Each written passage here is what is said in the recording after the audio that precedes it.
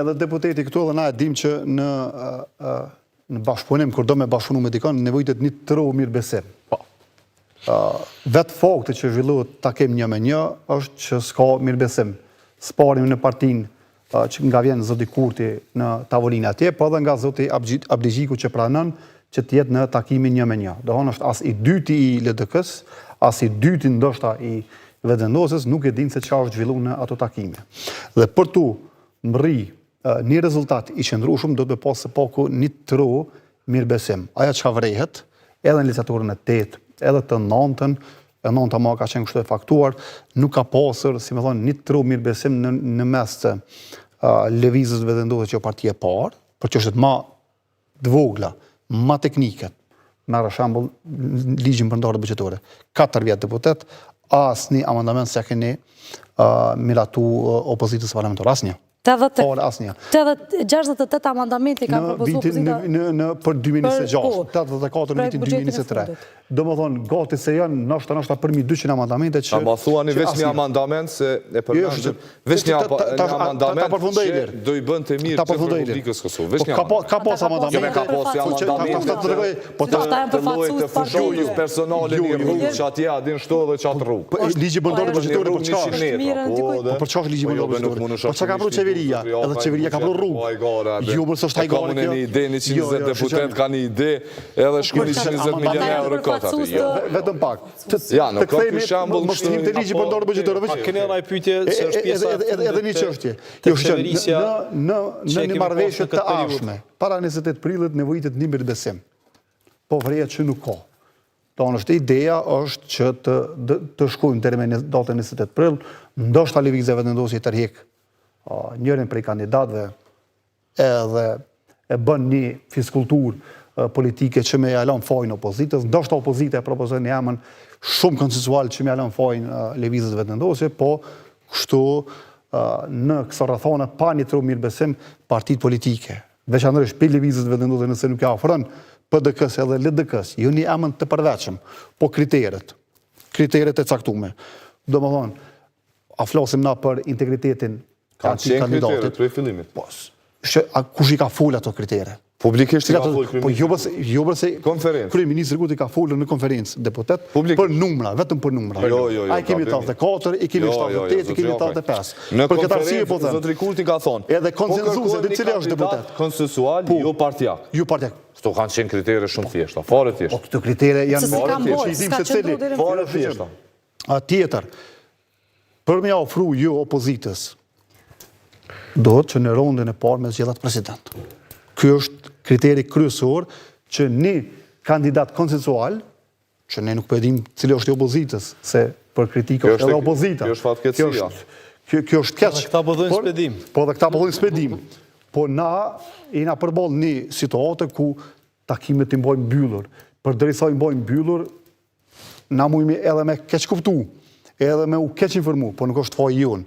Si shoqërinë civile nuk është përgjegjësia jonë, është përgjegjësia juve si parti e parë, që në takim zhvillon e publik.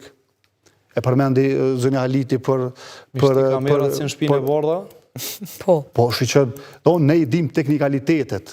Teknikalitetet dim për marrëveshjet që përmendi zonja Haliti në mes të Iranit dhe Shërbas, në Pakistan, në Islamabad atje edhe, e ne nuk e dim çtu në Prishtinë.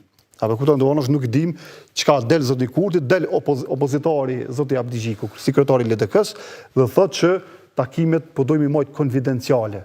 Jemi dakordu për këtë. Nuk ka opozit askund që në takim me pushtetin, thotë që po du me i mbajt zhvillimet e brendshme konfidenciale. Nuk ka. Tash pse pranon zoti Kurti është diçka tjetër. Është përgjegjësi dhe faji edhe tek ai. Pastaj na e mbrodhët zonja Aliti. Për fundit, po. Qeverisës deshte me ngritur. Po, natyrisht. Që ta përmbyllim. Pikërisht, do doja që edhe pse është shumë shkurt kjo periudhë kohore kur po qeverisë, por nëse i sheh premtimet e kom përcjell edhe fushatën, edhe programin me pak flet që e ka pas lëvizja vetëvendosje, pse është dashur me kriju ministri të reja. Është një prej premtimeve kryesore të Kurtit, edhe këto zgjedhjet e kalume, rikthimi i Ministrisë së Integrimit. për shkak të Kosovës që do duhej me u përafru me BE-n dhe vendet e BE-s që do ta krijoj, po pse është dashur të krijohen qeveri të reja, ministri të reja, të njëjtat ministri kanë zero buxhet.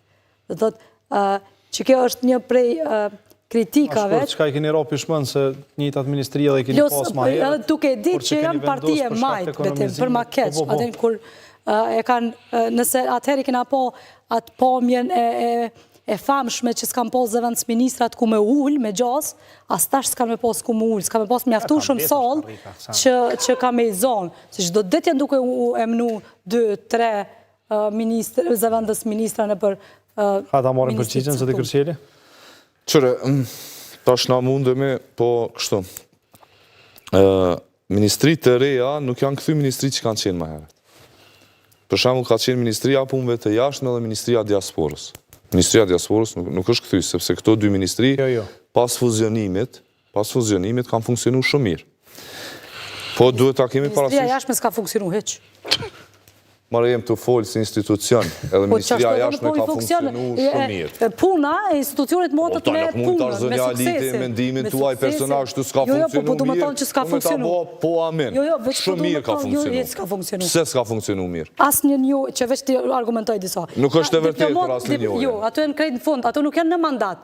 Njëhet kanë orë edhe previousas. Në ekstra time janë ato, a qysh? Ka pos me 10 diplomat që e kanë demantu. Ambasadat, do më thonë, a e lexon raportin e ambasadat, kanë lënë ambasadë veç me një shofer.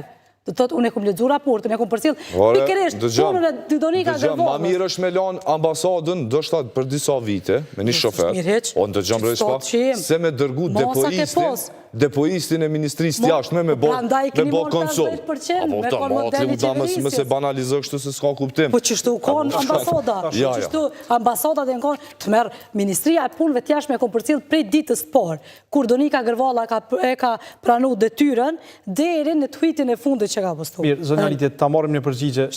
Ishe duke u përgjigje zoti Kërçeli për ideja kes që nuk kanë fillova përgjigjen që nuk janë kthy gjitha si kanë qenë merët. E mora një shembull te Ministria e Jashtme.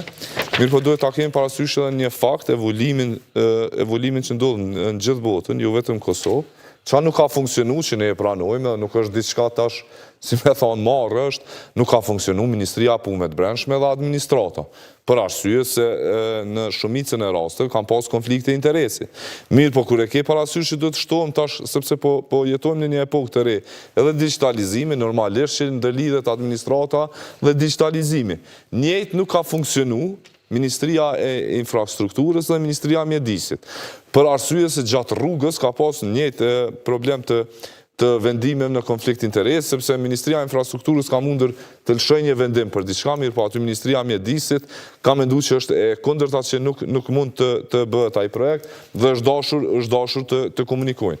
Kjo ka qenë arsyeja që janë kthy ministrit të reja, edhe që është tu numri, sepse disa ministri, na nuk mundemi kështu veç sa për të dukur në publik që po kursejmë, të eliminojmë disa ministri kështu veç këtë dhe nuk janë më nga dita sot.